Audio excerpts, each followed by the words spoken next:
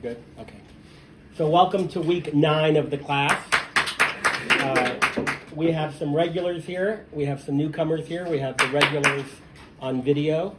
So thank you for that. As always, we are learning in the merit of a recovery for Aviva Galia Basima, who actually joined us last week online. So that was pretty cool.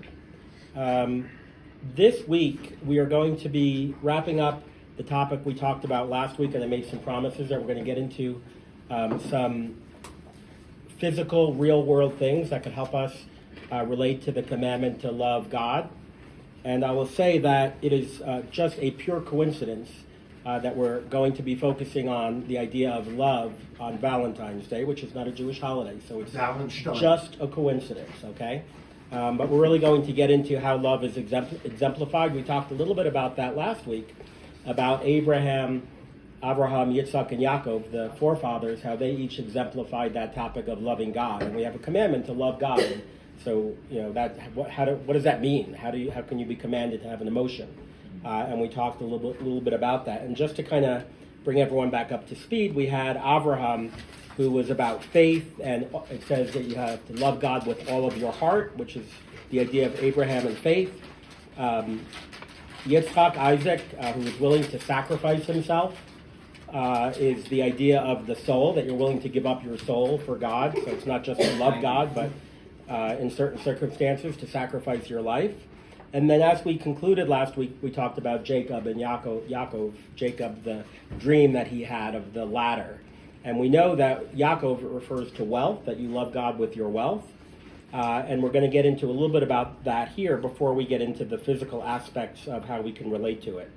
And the example we were leaving off with last week was the biblical story. Jacob went out from Beersheba and went toward Haran, and he lighted upon a place where he lay down to sleep, and he dreamed, and behold, a ladder was set up on earth, and the top of it reached to the heaven, and behold, the angels of God ascending and descending on it. So let's think about the angels going up and down from earth to the heavens, metaphorically at least. And we talked about the idea of the ladder. We talked about our old friend Gematria, the numerics of the letters. So each letter is worth a certain number of numbers. And it was interesting that the word ladder, salem, equaled 130. And there are two other Hebrew words. One is mammon, which is money, that also equals 130. And the other word is Sinai, which also equals 130. And that's kind of where we started to wrap it up last week. And as you all know, we're learning Understanding Judaism, the Basics of Deed and Creed by Rabbi Benjamin Blech. And he writes, what does a ladder, money, and Sinai have to do with each other? They seem like three very unrelated items. And he writes that the answer is the symbolic content of the dream. On the very spot that would one day become the site of the Holy Temple, Jacob was taught the essence of Judaism is the merging of earth and heaven. So the name of the book is Fundamentals of Judaism. The idea is, without 15 years of studying all day and night in yeshiva, we're going to kind of understand some of the basics, and that we wouldn't usually learn this on an everyday basis, the real essence of Judaism. And if you had to boil it down, we've talked about if you were to learn the whole Torah on one foot, love the neighbor, love your neighbor, okay, that's one example of it. But here, a real fundamental idea, a big picture idea of the importance of Judaism is connecting the earth and the heaven. Now, we've talked before about comparative religion, about Christianity, and we've talked about a whole bunch of religions. And in Christianity, I'll just say that I hope to do as well as Rabbi Blech does in the book. When we compare religions, we're not meaning to put one down, we're just using it to show the differences between them. And in Christianity, my kingdom is not of this world, is a teaching of Jesus. Yet Judaism commands that it is our role, rather, to sanctify the world. A man does not become a saint if he takes a vow of poverty in Judaism. He becomes holy if he uses his wealth to enhance and sanctify the presence of God on earth. So the idea of the angels going up and down the ladder, connecting earth and heavens, is the message that Jacob got. And Jacob is the idea of wealth, of giving your wealth even. It leads us to a question in Christianity, people take a vow of poverty. It's like the highest thing you can do. And we don't have that in Judaism. In fact, the essence, this idea of connecting heaven and earth, is that we take our wealth, and I would argue anything that we have, and we are not supposed to separate ourselves from this world, from the good food that we have, but we say a blessing over the food. From anything that we have access to in this world, it is our mission not to stay away from it, but rather to embrace it and sanctify it, to elevate it, to use it in a holy way. And there's a really interesting story that even Moses didn't understand that. When Moses was getting the commands about how to build the temple, God commanded, "This they shall give everyone that pass among them that are numbered, half a shekel is the currency, half a shekel after the shekel of the sanctuary." God stressed, "This they shall give," illustrating that the actual coin, because Moses was baffled by a commandment that he didn't understand. He's getting right now this idea of how to build the holy temple, the holiest, most pure, spiritual thing that we can have. And God is talking about money. Money's not holy. And Moses didn't understand. And God showed him a coin of fire. And the idea of fire is that fire was going to become the symbol for money. Now, what does fire and money have in common? Fire, by its nature, can be very destructive. Money, by its nature, as we see in today's society, can also be destructive. But fire is also used to make food safe to eat, to keep us warm. It's used for positive things. And when God said to Moses that this half shekel that everyone has to give to build the temple is a coin of fire, the idea of fire and money being something that can be used for bad or can cause damage, something that has the potential to do much destruction, like fire or money, also has the opportunity to do something very good with it, to do something positive with it. And that's the lesson of how we as Jews should consider wealth and money. It's that it's really a gift from God that we have the opportunity to earn money, but it's not something that we should be ashamed of because we're using it for bad purposes, but rather it's our obligation to sanctify that money, to use it for good purposes. And that's a real fundamental of Judaism. In fact, he writes that Hasidim have suggested that the word for coin, matbia, may be read in Hebrew as, by changing around not the letters in as much as the punctuation, it could be read as mi teva, which means nature, or from nature. So a coin and nature, what do they have in common? It means the world around us. When God told Moses, take a coin of fire, he taught us that we may find opportunities for great holiness from and in the world about us. Like fire, a coin may be creative or destructive. The potential for both exists. The choice is in our hands. Now, in this very room on Friday night, the Park City Jewish community used an example of that by having a Shabbaton. There were people here from all different Jewish backgrounds that celebrated Shabbat together. We had a trio of traveling rabbis that really elevated the day for so many people. And the first part of what we did on Friday night was we made kiddush over wine. Kiddush is the same word as kadosh, which is holy. We made the wine, which is something that can be destructive in people's lives. We didn't say no wine. We said we're going to use the wine and make it holy by blessing the Sabbath, by blessing this wine. And everything around us is an opportunity. Whatever we see in our lives is an opportunity not to stay away from it, but to find a way to sanctify it, to make it holy. That is our mission as Jews. It's very different from other religions where we sit on a mountaintop and just stay away from the world. In fact, it's just the opposite. It's our obligation to live in this world and live with the things that we have access to and that we could make something of, but not to use them for, God forbid, destructive purposes, but rather to use them for positive purposes. And that's the idea of the dream that Jacob had, is the connection between earth and heaven. We're not just about heaven. We're here on earth, and it's our obligation to bring that to heaven. Symbolically, Jacob's dream is about Sinai and the proper use of material blessings. The Christian crucifies the flesh in order to rise above it. The Jew sanctifies the flesh in order to elevate it. The Christian, at least in theory, condemns wealth and takes a vow of poverty. The Jew will use wealth and seek to utilize it in a way that will make the world a better place by spreading the message of Sinai. So there's the connection of the ladder and wealth, or the ladder and between earth and heaven. Interestingly, right after that story of the dream, Jacob invented a new idea, and that was tithing, of giving a tenth of your earnings to charity. And it was just a weird place for him to all of a sudden talk about giving something of his. But when you understand what the dream meant, that was Jacob introducing the idea of giving a tithe, of giving charity, a way of making it holy. So again, it's a coincidence that it's Valentine's Day, but we're going to get into the idea of love, and we're told to love God. And I talked last week about we're going to get into a physical aspect of that reminds us about what that means. We had this category of Abraham, which is about faith and loving God with all your heart. And in the Shema, it says you should love God with all your heart, all your soul, and all of your wealth. And Abraham is about the heart, Isaac is about sacrifice and the soul, and Jacob, with the dream of the ladder, is about wealth.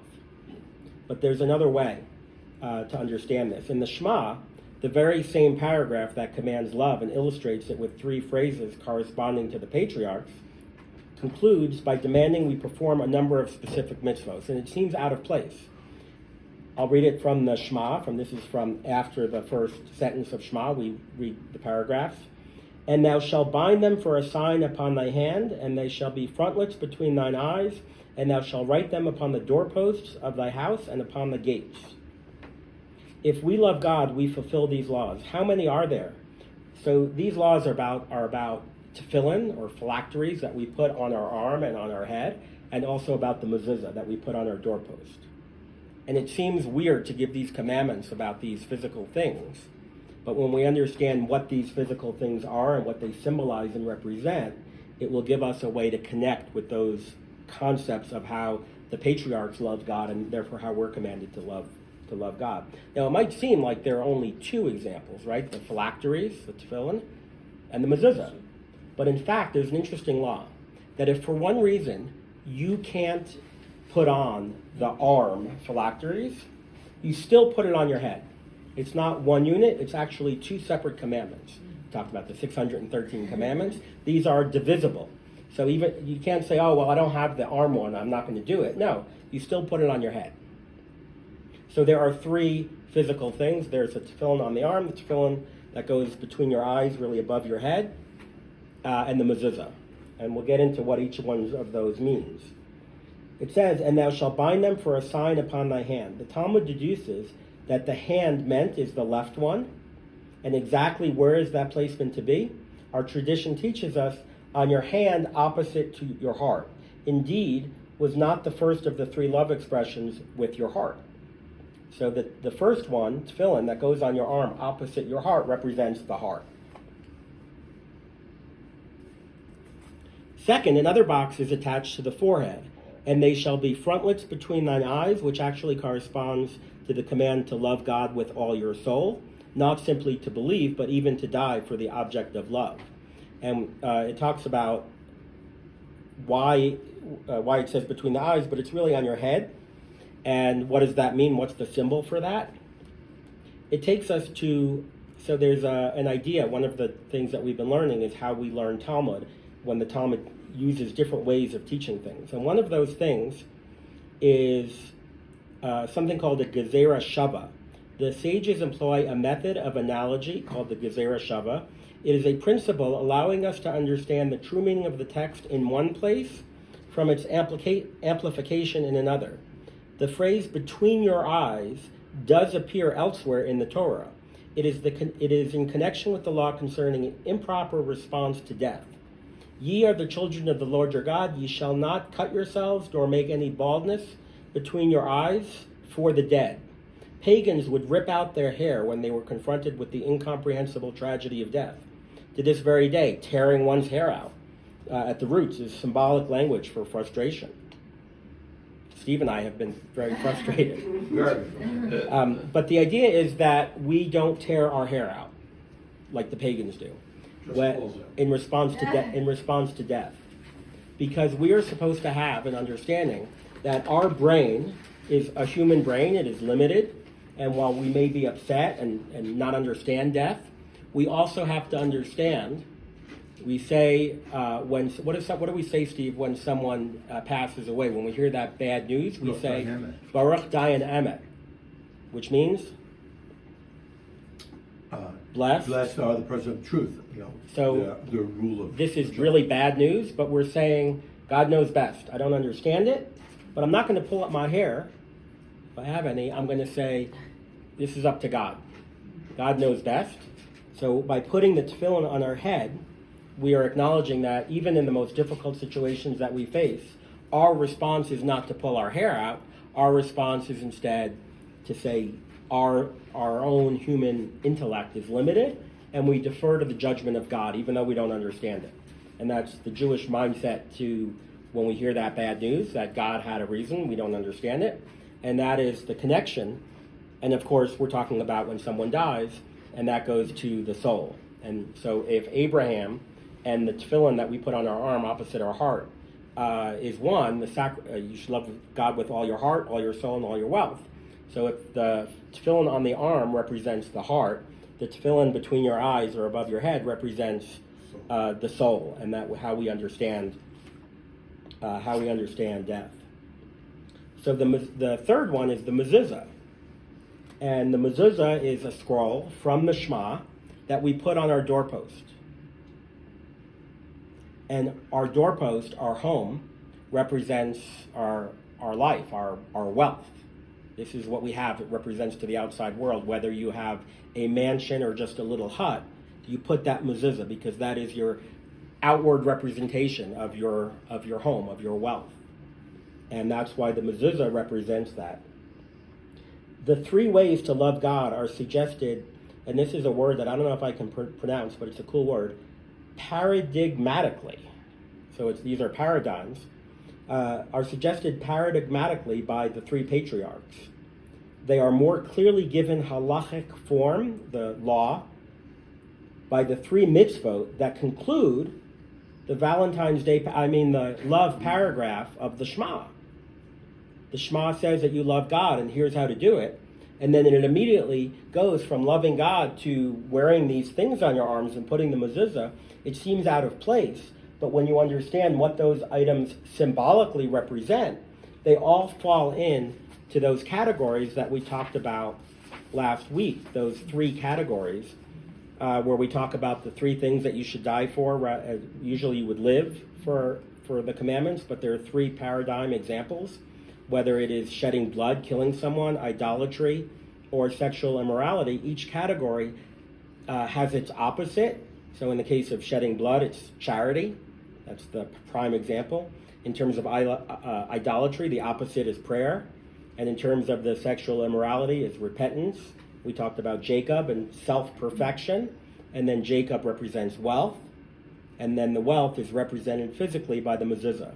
Similarly with Abraham, which is about kindness and the heart, tefillin on your left arm opposite your heart. And idolatry and prayer and Isaac and sacrifice and all of your soul is tefillin on the head. And they all fit in. So we wear the tefillin every day, not on the Shabbat or the holiday, but we wear those every day. And that if you wear them and think about why you're wearing them, it connects you to these ideas. And it connects you, if you think about it in the right context, it connects you to the paradigm of how we are meant to love God that are exemplified by each of the forefathers, each of the three forefathers. So I think that's pretty cool. So what led us into this whole discussion was the idea that there are three things, that the general rule is these commandments, it says in the Shema, that you should live for them. And what do we learn from that? It means you should live for them and not die for them, and that is the rule. But there are, like every rule, there's an exception. There are three exceptions. There are three things that you should die for rather than contaminate your soul. and we talked about those as the heads of those categories. But we don't just tell people in Judaism that you should be a martyr, that you should die for a commandment. There are biblical sources for that, for each one of them. And last week we talked about the Talmud of these rabbis that were in an attic in Lod, and they learned what those examples were. And we asked, well, what were they doing in an attic? And why does it tell us where they were? Usually they're going to be in a room around a table like this in a study hall. But the Talmud says that they were in an attic because they were in hiding, because they weren't allowed to be learning the Torah. And they themselves were at risk of losing their lives. So we're going to talk about the Torah source for immorality and martyrdom. It cites an interesting example that will teach us another way of the Talmud, of how we learn things. There's a story. If a man finds a damsel that is betrothed in the field, and that means married, but it could also mean engaged, but not engaged how we understand it. It's the beginning part of the marriage, which now happens at the same time as the marriage. But unto the damsel thou shalt, so if a man finds a betrothed damsel, and he lies with her, then the man only that lay with her shall die. But unto the damsel thou shalt do nothing. There is in the damsel, so this is a case where it happens in the field. And you would ask, well, why are we talking about a case of rape in a field?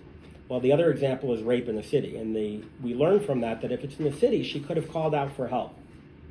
And she is liable for not calling out for help and participating in the act if it happened in a city, or at least metaphorically in a city. But it happens in a field where she can't call out for help. Then what it says here is that she committed no sin. And it says, for as when a man rises against his neighbor and slays him, even so is this matter. For he found her in the field, the betrothed damsel cried, and there was none to save her. And it makes a comparison between this incident of a rape in the field where the woman had no one to help her, even if she called out or she didn't call out, it wouldn't have done any good. And it compares it to when someone shall slay his neighbor, and it makes this connection. So we talked about earlier about connecting cases from another example of when that term is used. Well, now we're going to get into another one, and it's something called hekesh. It's another tool that the Talmud uses, that the sages use, to understand things that may not otherwise be clear. So going back to that paragraph, the Torah not only taught us a law, but included within it a legal comparison. The comparison has a name and serves a specific halachic legal function. God is not simply suggesting that rape is like murder, which it says directly. When the two cases are linked in such a way, for as this, so is that, this is legally termed a hekesh, and tradition teaches us that its function is to create a double comparison, to compare one with the other, but also to compare the other with the original thing. That means that each of these two cases already has a known halachic ruling, but because of the hekesh that connects them, the law is then transferred from one item to the other. And the Talmud explains the case of murder is compared to the betrothed maiden in the field, for just as the betrothed maiden is given over to be saved by his soul, so too is the murderer given over to be saved by his soul. What's the meaning of that strange phrase? Given over to be saved by his soul? Legally, it refers to the right given to others to kill the assailant if that proves to be the only effective way to prevent the crime. So there is a defense, self-defense, idea of self-defense, that just because we're not allowed to kill, that doesn't mean, and we'll get into that, really we're not allowed to murder. We are allowed to kill in certain circumstances that we'll get into more in depth next week. But halachically, it refers to the right given to others to kill the assailant. This is known in the case of the betrothed maiden. The betrothed damsel cried, and there was none to save her. The implication is, if there was someone to save her, the witnesses had an obligation to do so. But how? The Torah, implying that the witness do no more than verbally suggest that the rapist not continue, of course, that's absurd. In suggesting that the woman had none to save her, the implication is that any witness to the scene is obligated to intervene. And if the only effective mode of intervention is slaying the assailant, then that too is permissible. So the connection between the murder and the rape is drawn in that biblical paragraph. We are permitted, and here's something interesting, we are permitted to save her with his soul by taking his life. And the Tosafists on this passage in the Talmud are struck, the commentators, by what does it mean with his soul? To properly express this thought, the text should have read, to save her with his soul by taking his life. The text in fact states that the permission is granted to save him. What does that mean, to save him? We're saving her. He, the rapist, is the one that we have permission to kill before he acts on his desire. In a profound theological and ethical comment, the commentators suggest that permission is given to save the potential rapist's soul by slaying him before he becomes guilty of committing the crime. Of course, we're protecting her from being raped, but even more significant, we protect his soul from violating the law that touches upon the very image of God in which humans are created. This, therefore, is the first step of the hekesh, of the equation between the two. The law deduced from, and there was none to save her, granting the right for intervention by any spectator, is thus transferred to the case of a murderer. If one sees someone about to slay an innocent person, the halacha is the same. Stop him or her at all costs, even if you must take the potential assailant's life. The right is given to save with taking of life.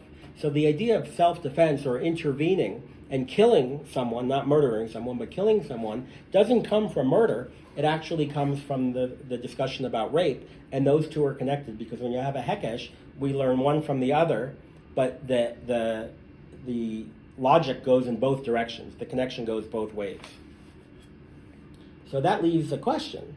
How do we understand the Torah source for murder and martyrdom? So we've heard the expression, his blood is no redder than yours. And that's the source for this idea. Number one, that we can't kill, that we can't murder someone. But the example is that there's this logic that we should go to, that God says, thou shalt not murder. Shall I actively transgress in order to save my life? Rashi brilliantly explains the logic used by the Talmud. The Talmud says it is logical that one is forbidden to destroy another innocent life when there would be two wrongs committed, loss of life and sin, murder, for the sake of preserving one's own life, in which case there is only one wrong, the loss of life, but one will not actively transgress. When you kill someone, when you murder someone, if someone says to you, I'm going to tell you, you have to murder this person or you will be murdered. That's the case of martyrdom, where you say, better to be the victim than to be a murderer, because that's going to be two tragedies. Number one, I'm a victim, or there's someone that's going to die, but also, like in the case of where you save the rapist by killing him, save him spiritually, you prevent yourself from becoming a murderer, even though you're the victim, and there's only one. Obviously, that's not a good outcome. And we're going to get into the exceptions of that.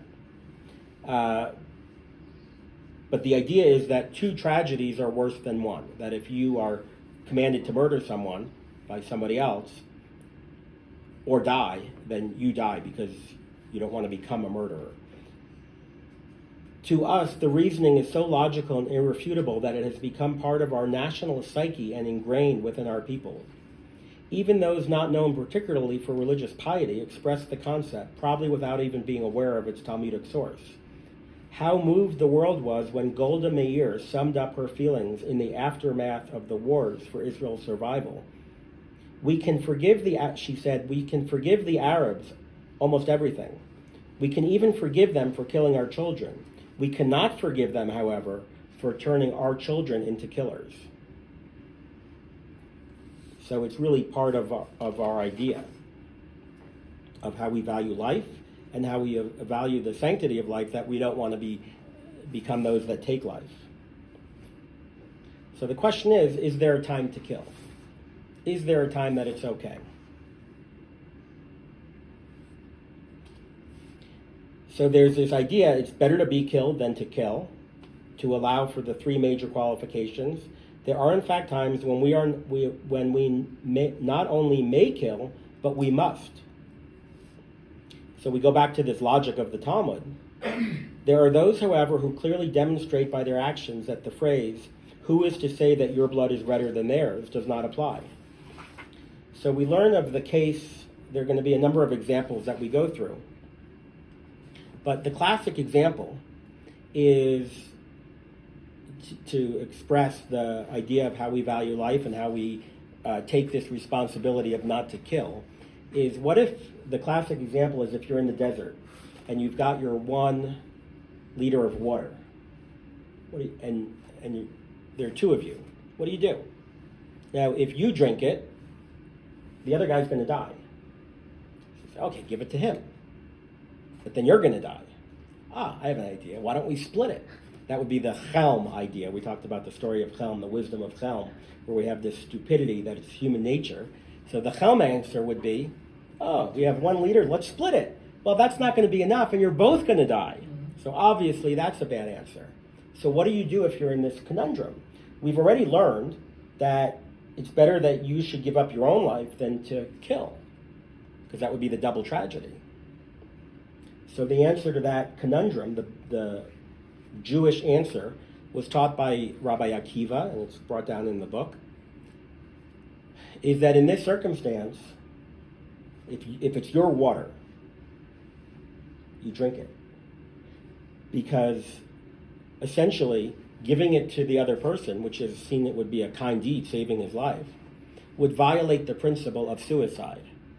It would be an active suicide by giving your water to the other person, and obviously splitting it where you both die would be the Chelm example.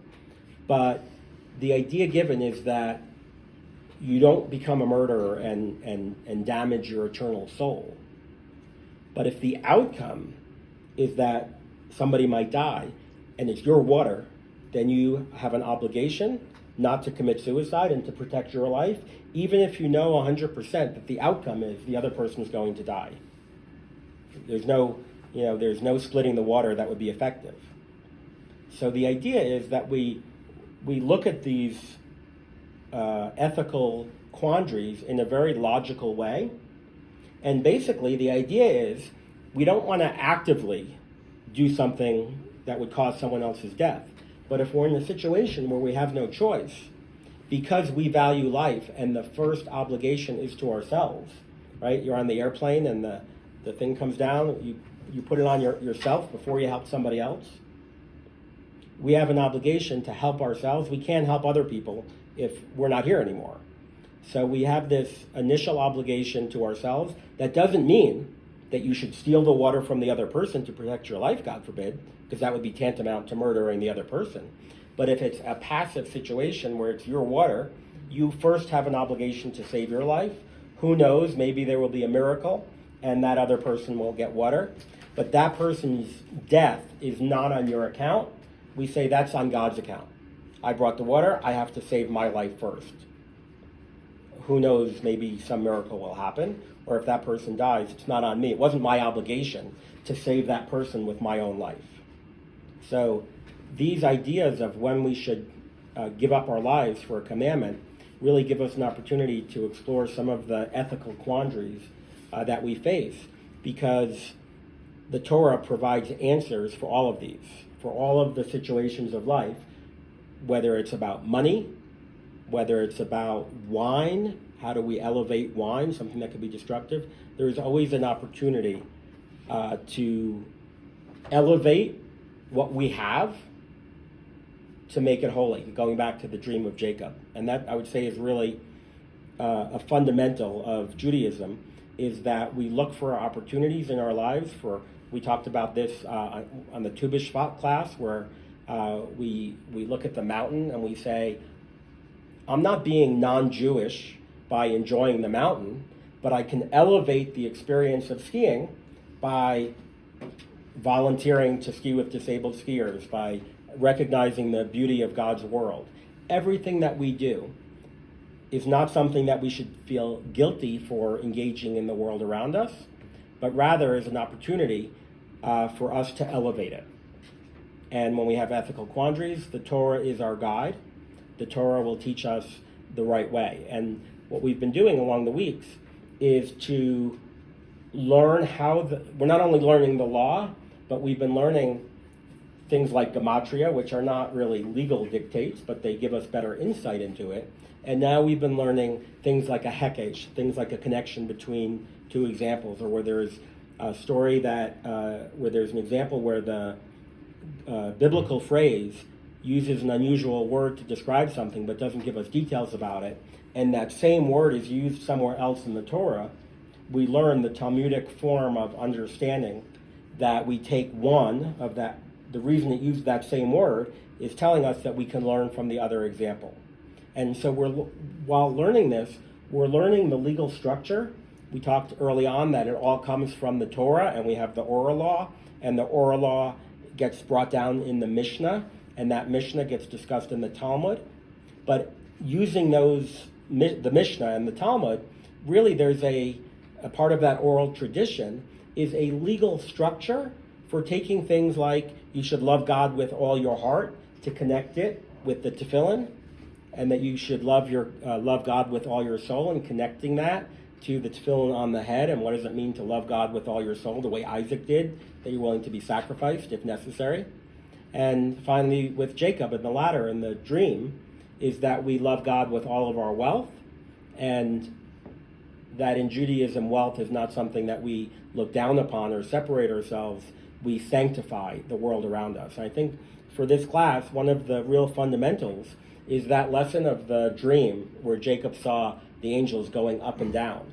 That is a message, I think, to us that living our lives everywhere we turn, whether it's these beautiful oranges that we can say a blessing over, or taking one, giving it for charity. So many things around us aren't things that we are supposed to separate ourselves.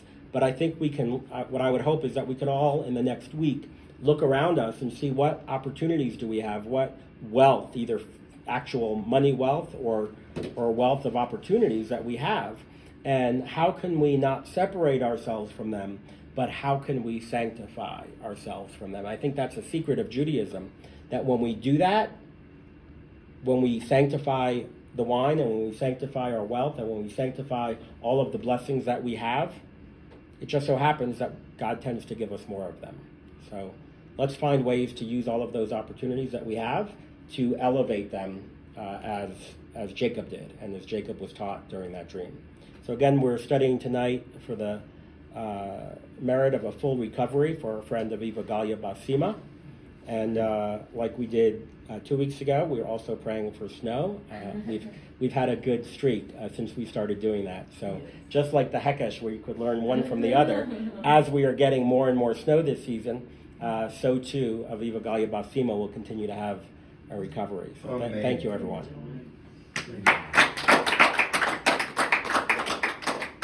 Thanks, everyone, also for relocating. Yeah. I figured it'd be better to do it in here than have a pool game going on at the same time. Yes. Any questions? Any questions about the topics? I think tonight's materials really gets to the kind of fundamentals of how we live our lives and how we can elevate our lives. I have a question. Mm-hmm. Okay, so I get the thing, and I get the comparison with like the airplane. I always have trouble on the airplane when they're like, put your mask on yourself before you do it to your child. Mm-hmm. Okay, that. You have a problem with that? I just can't see not doing your child first. Well, here we go. I get it. I know the reason. I know the reason. We can't forget another kid. That's fine. But if I was in the desert and I had 2 bottles, One bottle. It's gonna go to the kid. But then you've committed the. I know. But I'm gonna. You can take that up with me later. I'm just gonna get into this. When can we start to pray for it, right? It's interesting you hearing that, because coming from the realm of EMS, it's always person, partner, patient, in that order of who is the most important. And there's stories of first responders dying because 100%. they were trying to save their patient, and then it turns out we killed everyone because they weren't. 100%. Like I was a lifeguard. 100%. That's exactly right. Like most people drown trying to save somebody. Right. Exactly. So I get it. Here's what Rabbi Akiva said. and you shall love your neighbor as yourself. Contemporary psychologists have spoken of the need for an appreciation of self as a precondition for love of others. It has been suggested that violence and hatred are manifestations of an inability to come to terms with oneself. Indeed, the precondition for love of others is love of the self. The Bible is obviously telling us that without self-love, one cannot come to care and show concern for other people. So it's a kind of a psychological reality that the Torah recognizes, that we needed modern psychologists to figure that out. But it's a truism of the Torah that in order to love other people, you first have to love yourself. It's the same in the family. Hmm? It's the same in the family. First is the family, and Yes. the second is the Self, family, community, Yes. country. Yeah. It's like a, universe. yeah. Expanding. But it's like when you throw a pebble in the water and there's circles that go out, the closest to home is the most important. When we are commanded to give charity, we're supposed to give charity to our local community first before we give it somewhere else. Oh, we are. Yes. Yeah, even family, right?